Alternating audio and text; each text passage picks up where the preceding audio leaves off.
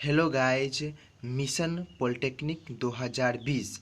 अगर आप पॉलिटेक्निक अभ्यर्थी हो, आगे होने वाले एग्ज़ाम को आप तैयारी कर रहे हैं, तो आप इस चैनल को सब्सक्राइब कर लीजिए, क्योंकि इस चैनल पर डे जो प्रीवियस है अप टू डेट क्वेश्चन पर डे डाला जा रहा है फिजिक्स केमिस्ट्री मैथ से, और हर एक चैप्टर का बेसिक कॉन्सेप्ट है, और मेरा सभी प्लेलिस्ट बना हुआ है। तो चलिए हम स्टार्ट करते हैं। फिजिक्स का मोस्ट इम्पोर्टेंट जो चैप्टर है वो हम स्टार्ट करते हैं।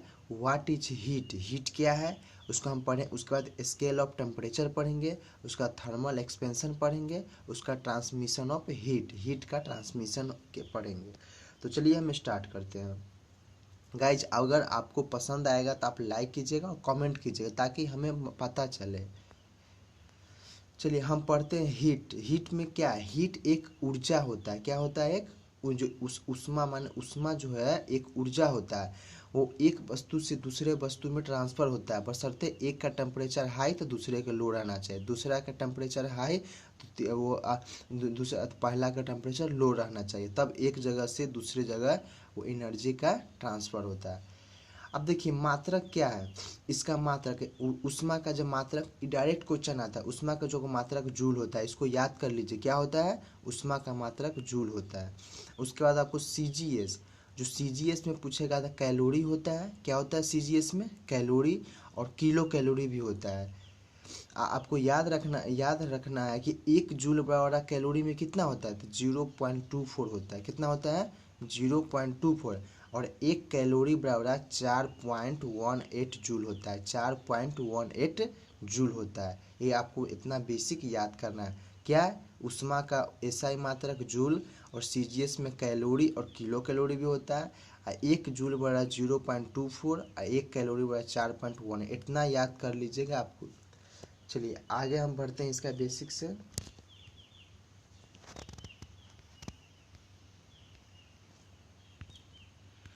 उसके बाद हमको पढ़ना है कि स्केल ऑफ टेम्परेचर। इसका हम टेम्परेचर के पढ़ेंगे। देखिए जो एक सेल्सियस में होता है, फ़ारेनहाइट और केल्विन में।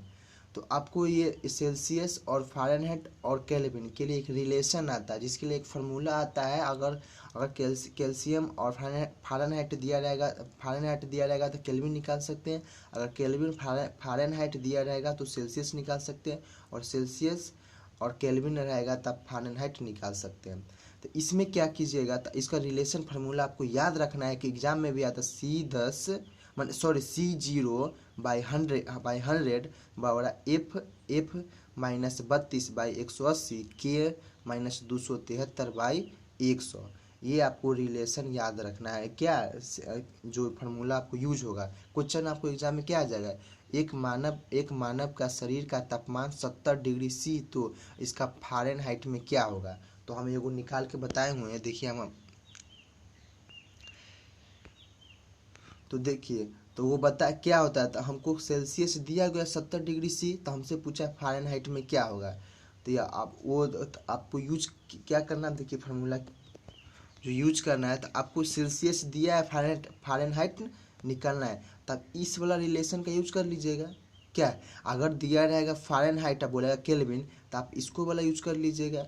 अगर दिया रहेगा केल्विन, आप बोलेगा सेल्सियस निकालिए, तो ये इसको यूज कर लीजिएगा। तो बस यूज करने का आप अपना अपना घर पर एक क्वेश्चन अपना से सोल्व करके देखिएगा, होगा। ऐसे हम एक भी सोल्व किए हुए हैं जो आप समझ में आ जाएगा। देखिए, तो दिया है सी, दिया है एफ निकालना है, तो हम यूज करना है सी माइनस 0/100 बराबर एफ माइनस 32/180। देखिए सी तो आपको दिया 70 डिग्री, 0/100, 0 से काटिएगा 0.095। तो इसको सोल्व कीजिएगा, 70 गुने ये 9 हो जाएगा, उधर 0 यही हो जाएगा बराबर ये 5 गुने एफ माइनस 32, तो गुना 630, 5 एफ माइनस 160। तो इसको माइनस है तो इसको इधर लाइएगा, तो 630 प्लस 160, जब इसको काटिएगा तो जो आएगा वो जो 158 फ़ारेनहाइट हो जाएगा। ये आपको 158 फ़ारेनहाइट ये आंसर आ जाएगा। तो आप अपना क्वेश्चन घर पर देख सकते हैं, बस रिलेशन आपको याद करना है। फार्मूला एग्जाम में डायरेक्ट फार्मूला का भी आ जाता है। अब सबसे मोस्ट इम्पोर्टेंट है, आपको इसको याद करना है कि उष्मा के यांत्रिक ऊर्जा या यांत्रिक तुल्यांक जो होता है जे का फार्मूला होता है W/H, work done by heat होता है। इसका जे के जो मान होता है 4.18 × 10⁻7 अर्घ बाई कैलोरी होता है। इसको आप बढ़िया से याद कर लीजिए, डायरेक्ट आता है क्वेश्चन। आपको याद करना होगा सामान्य जो जनरल मनुष्य होता है, जो जनरल मनुष्य मानव में वो कितना डिग्री माने रहता है सेल्सियस में, केल्विन में और फ़ारेनहाइट में। तो आपको याद रखना होगा सेल्सियस में 37 डिग्री होता है और फ़ारेनहाइट में 98 यानी 98 डिग्री फ़ारेनहाइट और केल्विन में 310 होता है। आपको इसको तीनों कुछ में पूछ सकता है कोई एग्जाम में। बोलेगा सामान्य जो मनुष्य में केल्विन में कितना होता है 310, बोलेगा सामान्य मनुष्य में फ़ारेनहाइट में कितना होता है 98 फ़ारेनहाइट होता है। कुछ में आ सकते हैं, आपको बस याद रखना है कैल्शियम सभी में, तीनों में। अब आगे हम पढ़ेंगे थर्मल एक्सपेंशन, उष्मीय प्रसार। उष्मीय प्रसार जो गर्म करने पर इसका आयतन बढ़ता है, जो गर्म करने पर आयतन उसका बढ़ता है, थर्मल एक्सपेंशन का। अब थर्मल से आपको याद रखना होगा डेंसिटी वगैरह, पहले उससे डेंसिटी क्या होगा, डेंसिटी जो उसका द्रव्यमान बाई आयतन, द्रव्यमान बाई आयतन। एक चीज़ याद रखना होगा, जो पानी जो आपको उबलने लगता है वो कितना 100 डिग्री सेल्सियस पर पानी जो उबलने लगता है। अगला जो क्वेश्चन है आपसे क्वेश्चन है, जो ठंड के दिनों में पानी के पाइप अक्सर फट जाता है। ये क्वेश्चन आपको आता है, जो ठंड के दिन में जो है वो अक्सर जो पानी जो पाइप फट जाता है, क्योंकि उसका जो थर्मल एक्सपेंशन बढ़ जाता है ठंड में, जिसके कारण वो प्रेशर बढ़ने के कारण उसका क्या होता है, वो फट जाता है। अगला हम पढ़ेंगे ट्रांसमिशन ऑफ हीट, जो उष्मा ने जो हीट माने उष्मा का संचारण। तो उष्मा का संचारण करने के लिए 3 विधि होता है। पहला जो होता है कंडक्शन यानी चालन, दूसरा कन्वेक्शन होता है संवहन, और तीसरा रेडिएशन यानी विकिरण होता है। तो हम तीनों को बारी बारी से हम पढ़ते हैं। पढ़ना है कंडक्शन यानी चालन। देखिए इसमें जो पार्टिकल जो अणु है ना, अपना स्थान परिवर्तन नहीं करता, लेकिन एनर्जी का जो हीट का वो ट्रांसफर कर लेता है, तो उसी को हम बोलते हैं कंडक्शन बोलते हैं। माने एक ये बॉक्स दिया हुआ है और जैसे में ये दिया हुआ, इसमें अणु पार्टिकल है, एक दूसरा है। तो इसमें से माने जगह इसमें से इसमें नहीं आते, इससे रैंडम माने मोशन वाला इसमें जो फिक्स है, तो ये इसमें से नहीं आएगा, जगह नहीं करेगा, लेकिन फिर भी एनर्जी का ट्रांसफर कर लेता है। उसी को हम बोलते हैं कंडक्शन, जिसमें एक मीडियम का जरूरत पड़ता है इसको। थर्मल इंसुलेटर उष्मारोधी एवोनाइट होता है। अगला है कन्वेक्शन संवहन। तो इसमें क्या होता है, जो अणु जो अपना स्थान परिवर्तन करता है और तब जाके ये हीट ट्रांसफर करता है अपना स्थान। उसमें याद रखना होगा, जो उसमें तो नहीं अपना जगह चेंज करता है, लेकिन इसमें जो कन्वेक्शन में है कि अपना अणु जो अपना स्थान परिवर्तन करता है और हीट भी ट्रांसफर करता है। अगला क्वेश्चन है रेफ्रिजरेटर में फ्रीजर पिटका के ऊपर रखा जाता है, क्यों? ये आपको याद कि रेफ्रिजरेटर में फ्रीजर का पिटका ऊपर रखा जाता है।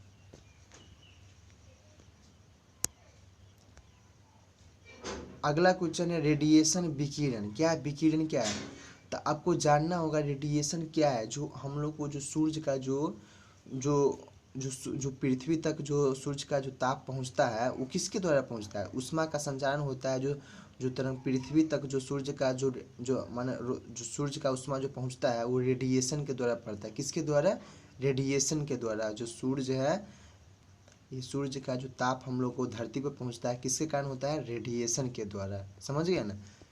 चलिए अगला क्वेश्चन मोस्ट इम्पोर्टेंट क्वेश्चन है कि रेगिस्तान के दिन में बहुत गर्म तथा रात में ठंडे हो जाते, क्यों? तो उसका कारण होता है कि सूर्य के दिन में जो उष्मा का जो रेत होता है वो अवशोषित करता है, और रात में उष्मा का विकिरण द्वारा वो होकर ठंड हो जाता है।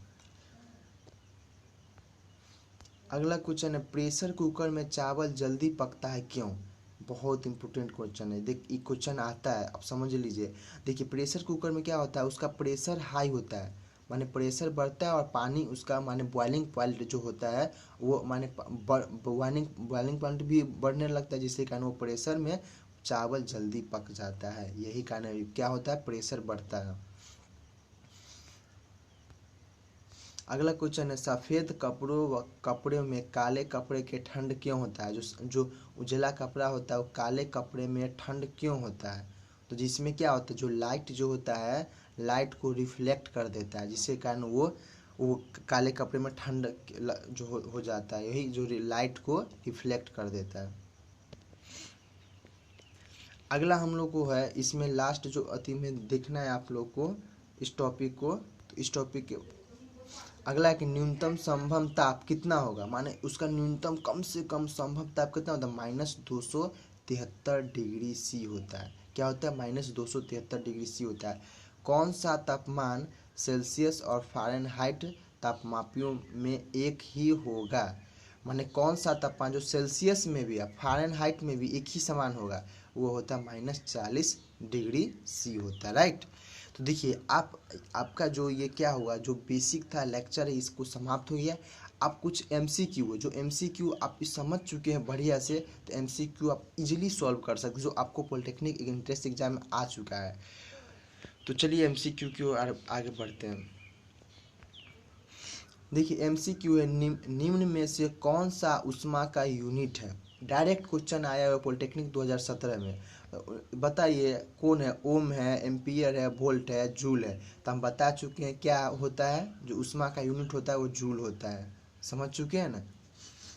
अगला है, प्रेशर कुकर में खाना जल्दी पकता है क्यों, पॉलिटेक्निक 2011 में पूछा गया है। तो आपको ये बताना होगा, जो होता है देखिए ऑप्शन है, उच्च दाब जल के क्वथनांक को घटा देता है, उच्च जो दाब जल क्वथनांक घटा देता है, नहीं इसमें भाप निकल जाता है, उच्च दाब जल को क्वथनांक को बड़ा हो जाता है, ये ऊष्मा ऊर्जा को आसानी से निकालने नहीं देता है। तो हम आपको बताया कि क्या प्रेशर को हाई कर देता है, तो ऑप्शन नंबर जो ए सही हो जाएगा, राइट। चलिए अगला क्वेश्चन है, ऊष्मा के यांत्रिक तुल्यांक का मान क्या होता है, पॉलिटेक्निक 2019 में पूछा जाता है।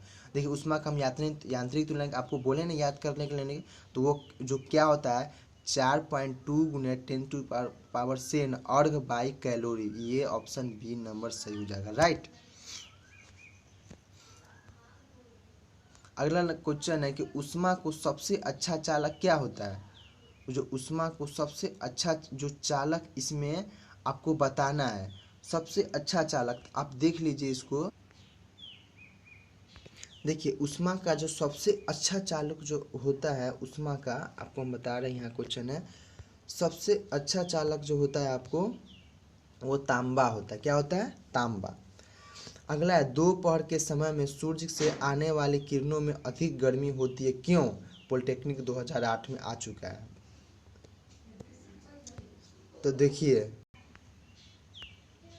तो देखिए इसमें जो दोपहर के समय में सूर्य के आने वाली किरणें जो अधिक गर्मी होती क्यों, देखिए सूर्य का कुछ बड़ा हो जाता है, किरण को वायुमंडल में कम दूरी तय करने पड़ती है, जिसके ऊष्मा का अवशोषण कम होता है। तो ये ऑप्शन नंबर बी से हो जाएगा, किरण के जो वायुमंडल में कम दूरी तय करना पड़ता है, जिसके कारण ऊष्मा अवशोषण कम हो जाता है, इसी कारण जो अधिक गर्मी होती है। 2008 में आ चुका है पॉलिटेक्निक में। चलिए अगला देखिए, जो इसमें हम 5 क्वेश्चन लिए हैं, अगर आप बेसिक लेक्चर मेरा अगर समझ बढ़िया से समझे तो ये लेक्चर आप पूरा इजीली सॉल्व कर लिए हैं। तो गाइज मेरा यह प्रयास कैसा लगा आप प्लीज़ कमेंट करके हमें बताएं, और आगे आप किस चैप्टर का जानना चाहते हैं वो प्लीज़ हमें कमेंट करें, और अपने ज़रूरतमंदों को दोस्तों को शेयर करें। प्लीज़ आप शेयर कीजिए, हमें मोटिवेट कीजिए, ताकि हम आगे वीडियो आपको अपलोड करें, मोटिवेट करिए। तो thank you for this watching this video.